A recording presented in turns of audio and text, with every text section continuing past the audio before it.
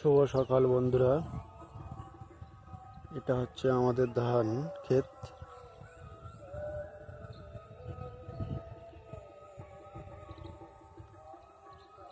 এই ভোর 5টা থেকে এসে দাঁড়িয়ে আছি, জল নিচ্ছি, ধান খেতে জল নিচ্ছি।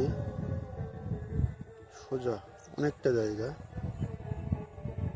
এখান থেকে ওই বাড়ির গা পর্যন্ত ওখানে আমাদের জমি।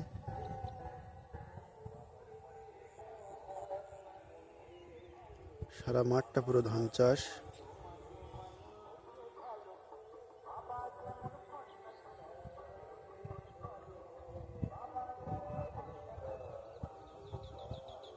চারিদিকে শুধু ধান চাষ আর ধান চাষ। আমি খাল বাঁধে দাঁড়িয়ে আছি।